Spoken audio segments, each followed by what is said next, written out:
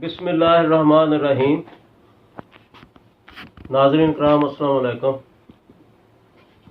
میں محمد ارشاد چوہدری ایم آئی نیوز کی طرف سے آج کی اہم خبریں اور ان پہ تبصرے لے کے آپ کی خدمت میں حاضر ہوں۔ ناظرین، آج کی اہم خبریں یہ ہیں: بی این پی بینگل نے حکومت سے علیحدگی اختیار کر لی ہے۔ انڈین اور چائنیز فوج کی جھڑپیں ہوئی ہیں جس میں 20 انڈین فوجی ہلاک ہوئے ہیں۔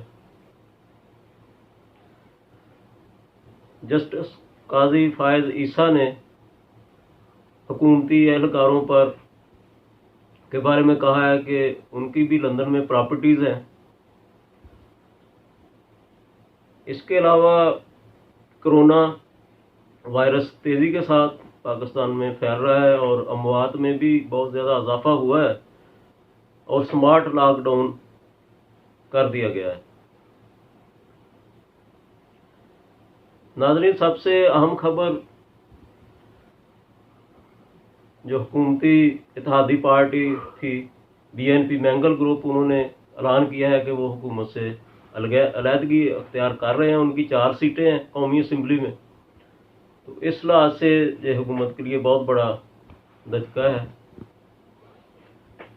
جب عمران خان وزیر اعظم بنے تھے تو انہوں نے 176 ووٹ حاصل کیے تھے،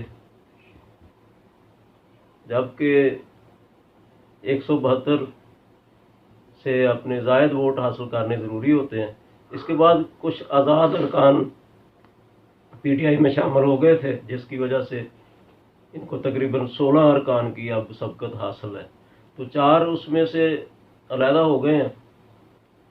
لیکن سب سے بڑا مسئلہ اب یہ ہے کہ حکومت چلانے میں کسی پارٹی کو کوئی خاص دلچسپی نظر نہیں آ رہی۔ مسلم لیگ نون یا پیپل پارٹی کوئی نظر یہ آ رہا ہے کہ وہ حکومت لینے میں کوئی ایسی ان کو دلچسپی نہیں ہے، کیونکہ حکومت چلانا ان حالات میں بہت مشکل ہے۔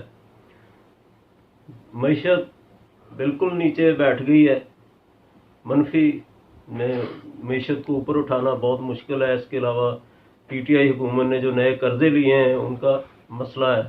جو ڈیفرڈ پیمنٹس آئل کی ہیں وہ ادائیگی اگلے سالوں میں شروع ہو جائے گی۔ جو اب قرضہ جات ڈیفر ہوئے ہیں ان کی بھی آئندہ ادائیگی شروع ہو جائے گی، تو یہ حکومت چلانا بہت مشکل ہو جائے گا۔ جو پارٹی بھی اب برسر اقتدار آئے گی جب کوشش کرے گی، تو اس لیے اب یہ سسٹم جو ہے یہ ایکچولی جو پاناما کے بعد ایک سسٹم بنایا گیا تھا جب بن گیا تھا، اب ایک لحاظ سے آخری سانسیں لے رہا ہے، اور یہ عمارت جو ہے اب اس سے اینٹیں گرنا شروع ہو گئی ہیں۔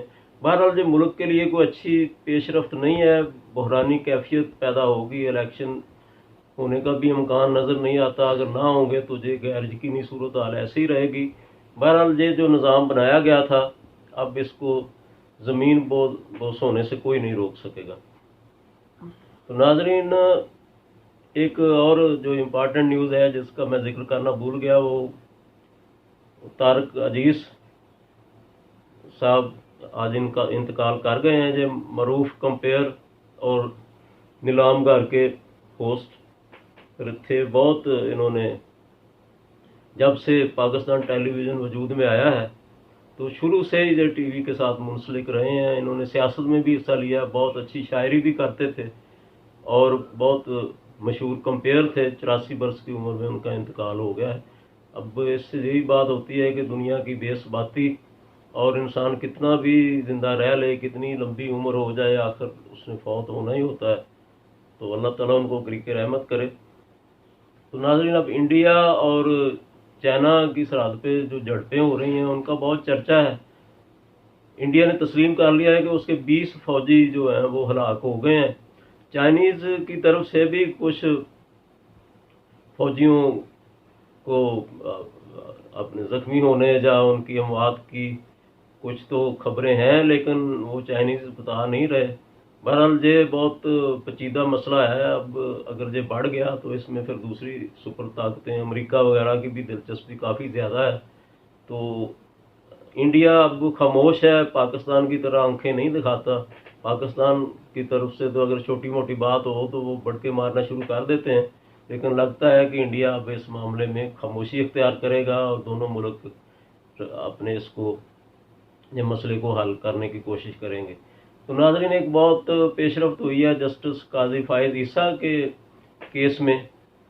उन्होंने सुप्रीम कोर्ट में एक दरख्वास्त दी है जिसमें उन्होंने जो अहम हुकूमती एहलकारान हैं उन पर उनके बारे में कहा है कि उनकी भी लंदन में प्रॉपर्टीज़ हैं। उन्होंने ये नहीं कहा ये गैर कानूनी प्रॉपर्टीज़ हैं, बल्कि उन्होंने निशानदेही की है जिनमें वज़ीर आज़म पाकिस्तान और मिर्ज़ा शहजाद अकबर जो एसेट रिकवरी यूनिट के चेयरमैन हैं, जहांगीर तरीन साहब हैं, फिर फरदोश आशिक आवान हैं, इसके अलावा जुल्फ़ी बुखारी हैं। उन्होंने कहा है इनकी भी बैरून मुल्क प्रॉपर्टीज़ हैं। अब इधर पाकिस्तान में मसला ये है, इधर वो सेलेक्टिव मामलात जो हैं वो होते हैं। पनामा में भी अब ये मामला ऐसा था, वो पनामा में जमात इस्लामी के सेंटर सराजुल हक ने जो अपील की थी या पटिशन की थी, उनमें पूरे पनामा के जो लोग थे पनामा में जिन्होंने बैरून मुल्क जायदादें बनाई थी, उनके खिलाफ तहकीक होना थी, लेकिन उसको अलहदा कर दिया गया। और वो ये अपने जो सेंटर सराजुल हक साहब हैं, ये भी बड़ी उस वक़्त इन्होंने भी कोई रद्द अमल का इजहार नहीं किया, जैसे लगता था ये सब ऐसे मिले हुए हैं और ये मामला वो नवाज शरीफ को निकालना था। तो अब पनामा के बारे में आप देखें, किसी के खिलाफ कोई एक्शन नहीं हुआ, सिर्फ नवाज शरीफ के खिलाफ एक्शन हुआ पनामा में। तो अब देखें अब ये क्या होता है। जस्टिस काजी फायद ईसा ने जो बातें की हैं उनका अब क्या निकलता है, लेकिन ये सिलेक्टिव जस्टिस जो है वो किसी मुल्क को भी फ़ायदा नहीं देता। और ये आखिर ये मामलात जो हैं ये सही सिमत में तो आखिर चलने ही होते हैं। तो नाजरीन, ये अब एक और इम्पॉर्टेंट न्यूज़ है ये जो स्मार्ट लॉकडाउन की है। अब स्मार्ट लॉकडाउन जो इसके माहिरीन हैं वायरस के, वो कहते हैं स्मार्ट लॉकडाउन का फ़ायदा नहीं है, ये पूरा लॉकडाउन होना चाहिए, क्योंकि इंसानों को एक दूसरे से अलहदा रखने का मकसद होता है ताकि वायरस एक दूसरे से दूसरे एक इंसान से दूसरे इंसान में ना फैले।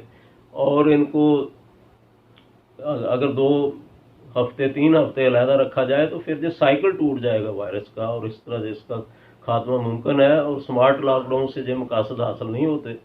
अब देखें क्या बनता है। बहरहाल ख़तरनाक सूरत हाल है पाकिस्तान में, नए रिकॉर्ड कायम हो रहे हैं अमवात के, हस्पतालों में जगह नहीं रही और केसेस में बहुत ज़्यादा इजाफा हो रहा है। इसमें सोच विचार करनी चाहिए, माहिरीन की राय लेनी चाहिए। हुकूमत को चाहिए कि वो ज़िद ना करे और इसमें जो माहिरीन है उनकी राय को फौकियत दी जाए। पूरी दुनिया में जिन ममालिक ने माहिरीन की राय को तरजीह दी है वो कामयाब रहे हैं। मिसाल के तौर पर आप देखें, जनूबी कोरिया है, जर्मनी है, न्यूजीलैंड है और कई ममालिक हैं। और जिन्होंने माहिरीन की राय को अहमियत नहीं दी, ब्राज़ील है, अमेरिका है और दूसरे ऐसे ममालिक हैं, वहाँ बहुत ज़्यादा नुकसान हुआ है। तो हमें सबक हासिल करना चाहिए। उम्मीद है आज की जो मैंने खबरें आपको न्यूज़ दी हैं इस बारे में अपनी राय आप ज़रूर देंगे और अपने कमेंट्स भेजेंगे ताकि हम इसको इम्प्रूव कर सकें। आपका बहुत बहुत शुक्रिया।